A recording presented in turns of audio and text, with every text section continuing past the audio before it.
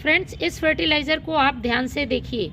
यदि सर्दियों में आपने इस फर्टिलाइज़र का अपने पौधों के लिए इस्तेमाल किया तो आपको किसी दूसरे फर्टिलाइज़र की बारे में सोचने की ज़रूरत नहीं पड़ेगी। नाइट्रोजन, पोटेशियम, फास्फोरस के साथ साथ कई माइक्रोन्यूट्रिएंट से भरपूर ये फर्टिलाइज़र सर्दियों में पौधे के लिए होने वाली समस्याओं को पूरी तरह से ख़त्म करेगा। फर्मेंटेशन प्रोसेस से मैंने ये फर्टिलाइज़र बनाया है। आप साफ तौर पर देख पा रहे होंगे, इसमें ऊपर सफ़ेद लेयर बनी हुई है। इससे पता चल रहा है कि फर्टिलाइज़र पूरी तरह से फर्मेंट हो चुका है।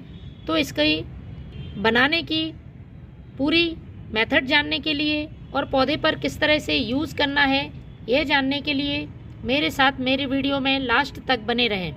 शायद पहले आपने इस तरह के फर्टिलाइज़र का यूज़ अपने प्लांट पर नहीं किया होगा। आप रिज़ल्ट देखकर हैरान रह जाएंगे। पौधे में इतने फूल आएंगे, इसकी ग्रोथ इतनी तेज़ी से होगी जिसका आपने अंदाज़ा नहीं लगाया होगा। इसका सबसे बड़ा फ़ायदा है, प्लांट की सॉइल को उपजाऊ बनाने का काम करता है।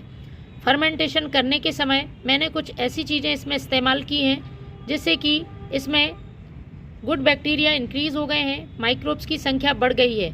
और जैसे ही हम पौधे में इसका इस्तेमाल करते हैं, मिट्टी में माइक्रोब्स बढ़ते हैं और प्लांट की मिट्टी को उपजाऊ बनाने के साथ साथ जड़ों को मजबूत करते हैं।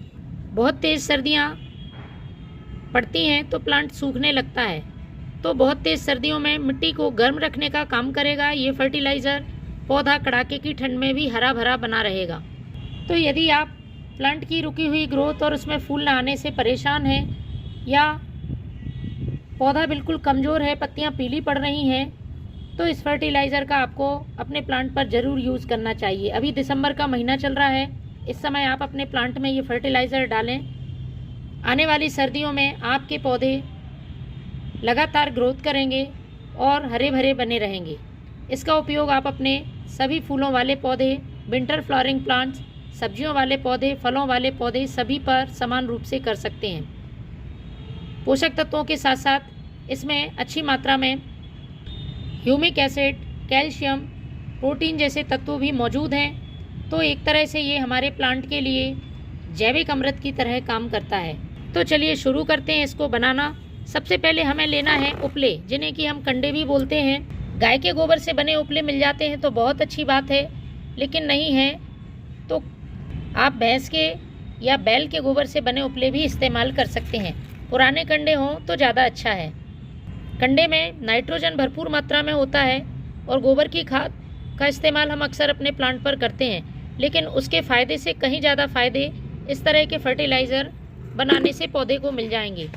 तो आपको लेना है एक बाल्टी, टब, ड्रम या कंटेनर। जितने भी पौधे हैं उनकी संख्या के हिसाब से आप बर्तन का इस्तेमाल कर सकते हैं। तो मैं इस समय लगभग 2 लीटर पानी में आपको क्वांटिटी बताऊंगी, और ये फर्टिलाइज़र मैंने 10 लीटर पानी में बनाया है, क्योंकि मैं अपने पूरे प्लांट पर इसका इस्तेमाल करूंगी। महीने में कम से कम एक बार तो आपको इस फर्टिलाइज़र का अपने प्लांट पर ज़रूर इस्तेमाल करना चाहिए। तो 2 लीटर पानी के लिए आपको ले लेना है 2 कंडे, जिनके कि आप छोटे छोटे टुकड़े कर दें जिससे कि ये आसानी से डिकम्पोज हो सकें। गोबर की खाद में जो हीट होती है वो सर्दियों में पौधे को ठंड से बचाने का काम करती है। अब हमें इसको पानी से भर देना है। लगभग 2 लीटर आपको पानी डाल देना है, या इतना पानी डालें ये जो कंडे के टुकड़े हैं वो अच्छी तरह से भीग जाएं। अब हमें लेना है गुड़। गुड़ भी सर्दियों में मिट्टी को गर्म रखने का काम करता है, साथ में हम जो भी फर्टिलाइज़र बनाते हैं उसके फर्मेंटेशन में मदद करता है। बहुत तेज़ी से फर्टिलाइज़र को फर्मेंट करता है, और इसमें जो गुड बैक्टीरिया होते हैं वो प्लांट की मिट्टी को उपजाऊ बनाते हैं। तो पुराना गुड़ है तो बहुत अच्छी बात है। यदि आपके पास पुराना गुड़ नहीं है तो जो भी आपके पास गुड़ उपलब्ध है उसका इस्तेमाल कर सकते हैं। तो गुड़ को आपको ऐसे छोटे छोटे टुकड़ों में तोड़ लेना है जिससे कि ये पानी में आसानी से घुल जाए। चाहें तो आप थोड़ा सा पानी डालकर इसका पेस्ट भी बना सकते हैं। तो मैंने लिया है लगभग 15 ग्राम गुड़, और इसको भी हमें इसी में डाल देना है। तीसरी चीज़ जो इस्तेमाल करनी है वो है फ्रेंड्स दही। दही हम सभी के घर में बहुत ही आसानी से उपलब्ध हो जाता है।